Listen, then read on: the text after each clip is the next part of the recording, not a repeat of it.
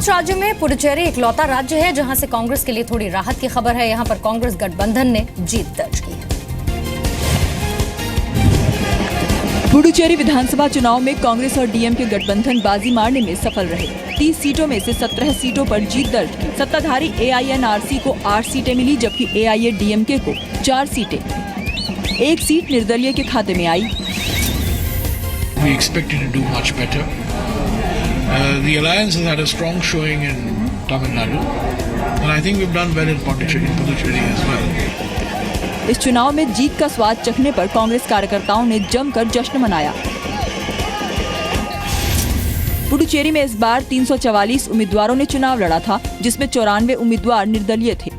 पिछले विधानसभा चुनाव में एआईएनआरसी ने एआईएडीएमके के साथ मिलकर चुनाव लड़ा था। 2016 विधानसभा चुनाव के लिए एआईएनआरसी और एआईएडीएमके अलग हो गए थे। 2011 के विधानसभा चुनाव में एआईएनआरसी को 15 और एआईएडीएमके को 5 सीटें मिली। 5 राज्यों में हुए विधानसभा चुनाव सबसे ज्यादा कांग्रेस के लिए निराशाजनक रहे। 2 बड़े राज्य कांग्रेस के हाथ से निकल गए। हालांकि पुडुचेरी में कांग्रेस गठबंधन को बहुमत मिल गया। केरल में कांग्रेस की वापसी नहीं हो पाई। असम में भी 15 साल बाद कांग्रेस के हाथ से सत्ता निकल गई। तमिलनाडु और पश्चिम बंगाल में गठबंधन भी कांग्रेस के काम नहीं आया। चुनाव नतीजों पर कांग्रेस उपाध्यक्ष राहुल गांधी ने ट्वीट किया, हम जनता के फैसले का सम्मान करते हैं। चुनाव में जीतने वाली पार्टियों को मेरी शुभकामनाएं। जनता का भरोसा और जीतने तक हम कठिन मेहनत करेंगे।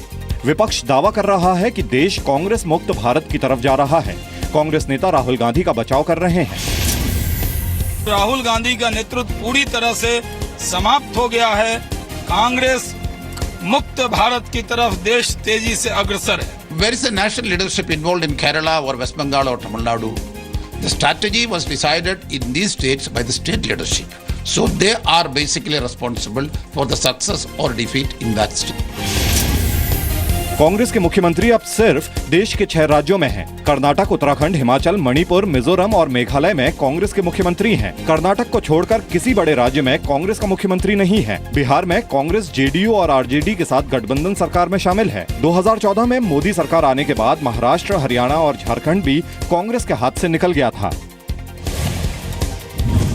2013 में कर्नाटक चुनाव में जीत के बाद कांग्रेस किसी विधानसभा चुनाव में नहीं जीती है। बिहार की जीत कांग्रेस से ज्यादा आरजेडी और जेडीयू की जीत थी। विधानसभा चुनाव के नतीजों में जहां पर कांग्रेस को झटका लगा है, तो बीजेपी को बड़ी कामयाबी मिली है। दिल्ली और बिहार में नाकामी के बाद 2016 के चुनाव नतीजों से बीजेपी के खेमे में फिर से खुशी लौट आई है। पहली बार नॉर्थ ईस्ट के किसी राज्य में बीजेपी का मुख्यमंत्री बनेगा। असम में बीजेपी की जीत के बाद केंद्रीय मंत्री सर्बानंद सोनोवाल के दिल्ली के आवास पर जश्न की शुरुआत हो गई है। यहाँ पर पटाखे जलाए गए। सबसे पहले हम आपको दिखाते हैं किस तरीके से ये 12 तुगलक रोड, जो कि दिल्ली में सर्बानंद सोनोवाल का आवास है, यहाँ पर जश्न मनाया जा रहा है। उनके स्टाफ के लोग यहाँ पर मौजूद हैं। मिठाइयाँ बांटी जा रही हैं। सिर्फ असम ही नहीं बल्कि केरल और पश्चिम बंगाल में भी चुनावी नतीजे बीजेपी के लिए खुशखबरी है। दोनों राज्यों में सीटों के मामले में बीजेपी भले ही दोहरे अंक में नहीं है, लेकिन वोट प्रतिशत दोनों जगह 10% से ज्यादा रहे। नॉर्थ ईस्ट के बाकी इलाकों में हम कोalition गवर्नमेंट में रहे हैं, लेकिन इस बार हमें लगभग 3/4 बहुमत के आसार लग रहे हैं। Upper Assam, lower Assam, Barak Valley, tea garden, सब जगह हमें समर्थन मिला है। इसका क्या मतलब है? इसका मतलब ये है कि वहाँ के लोग बीजेपी को एक सार्थक विकल्प, गुड गवर्नेंस के रूप में देख रहे हैं। और केंद्र सरकार का जो काम हुआ है और जो मोदी जी की अपील है कि नॉर्थ ईस्ट को हमें आगे बढ़ाना है, उसका इम्पैक्ट है। अपनी ओर से, पार्टी की ओर से, और एक बार पुनः लोगों ने ये साबित कर दिया, संदेश सारे देश में जाए कि लोगों को विश्वास है प्रधानमंत्री नरेंद्र मोदी के नेतृत्व में। एक सूत्र में जो देश को बांध सकता है इस समय, वो नाम है नरेंद्र मोदी का। कच्छ से कोकराझार, कश्मीर से कन्याकुमारी। देश के 9 राज्यों में अब बीजेपी के मुख्यमंत्री हो जाएंगे। असम के अलावा राजस्थान, महाराष्ट्र, गुजरात, मध्य प्रदेश, छत्तीसगढ़, झारखंड, हरियाणा और गोवा में बीजेपी के मुख्यमंत्री हैं। महाराष्ट्र और झारखंड में बीजेपी गठबंधन के सहारे सरकार में है। जम्मू कश्मीर, पंजाब, आंध्र प्रदेश और अरुणाचल प्रदेश में बीजेपी के समर्थन से सरकार चल रही है। और बीजेपी के लिए अब अगली चुनौती उत्तर प्रदेश में होने वाले चुनावों में जीत हासिल करने की होगी। 5 राज्यों के चुनावी नतीजों के बाद कहीं खुशी है तो कहीं गम। बीजेपी जश्न मना रही है, कांग्रेस के खेमे में निराशा है। असम में शानदार जीत और केरल में जीत का खाता खुलने के बाद बीजेपी में खुशी की लहर है। चुनावी नतीजों के बाद दिल्ली में बीजेपी दफ्तर में कार्यकर्ताओं ने जमकर जश्न मनाया।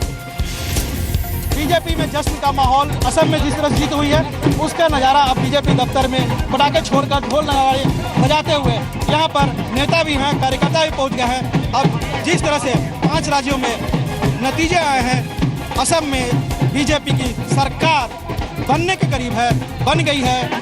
बीजेपी खुश है तो दिल्ली में कांग्रेस दफ्तर के बाहर सन्नाटा पसरा है। 5 राज्यों के चुनावी नतीजे सामने आ रहे हैं। एक तरफ जहां टीवी स्क्रीन पर आप जश्न का माहौल देख रहे होंगे बीजेपी खेमे में और ममता बनर्जी के घर के बाहर, तो वहीं दिल्ली के अकबर रोड यानी कांग्रेस मुख्यालय पर सन्नाटा पसरा हुआ है। पश्चिम बंगाल में मुख्यमंत्री ममता बनर्जी की दमदार जीत के बाद टीएमसी कार्यकर्ताओं ने भी जश्न मनाया। सरल सादे तरीके से माँ माटी मानुष के नारे के साथ आई थी। क्या लगता है ये भी एक बड़ा कारण है जो ममता जी की इमेज बनी है?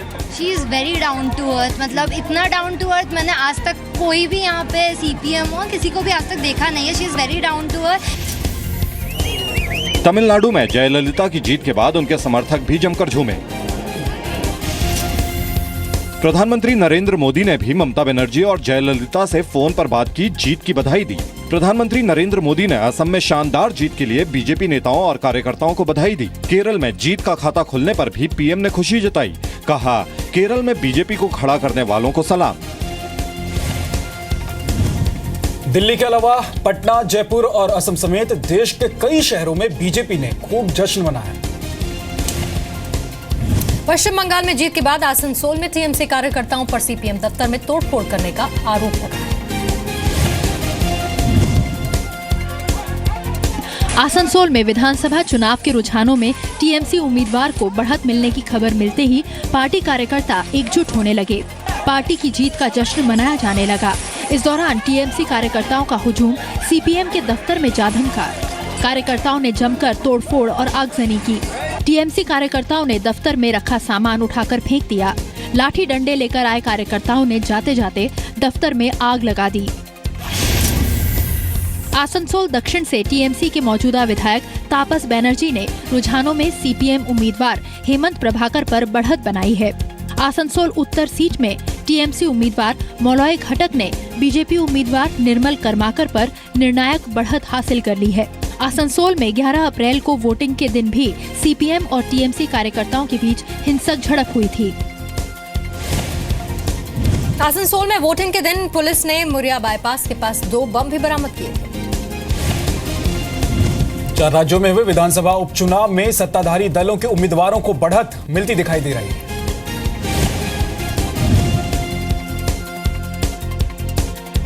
गुजरात में कांग्रेस का गढ़ माने जाने वाली तलाला सीट पर बीजेपी उम्मीदवार गोविंद भाई वर्जंग भाई परमार ने जीत हासिल की है। उन्होंने कांग्रेस के भगवान भाई धना भाई बरत को हराया। प्रधानमंत्री नरेंद्र मोदी ने तलाला सीट जीतने पर बीजेपी कार्यकर्ताओं और जनता को बधाई दी है। मैं विधानसभा उपचुनाव में जीत के लिए तलाला के लोगों का शुक्रिया अदा करता हूं। इस विशेष जीत में गुजरात बीजेपी कार्यकर्ताओं की मेहनत का अहम योगदान है। यूपी में बिलारी और जंगीपुर विधानसभा सीट पर हुए उपचुनाव में समाजवादी पार्टी ने परचम फहराया, जबकि झारखंड के गोड्डा में बीजेपी उम्मीदवार ने जीत दर्ज की है, जबकि बाकी सीट पर कांग्रेस आगे है। निश्चित रूप से हम लोग दोनों ही सीट पे पूरी तरह से जीतने की आशा और उम्मीद लगाए हुए थे और जिस तरह से काम रहा है हम लोगों का उस पर मुहर लगवाने का भी हम लोग सोच रहे थे। लेकिन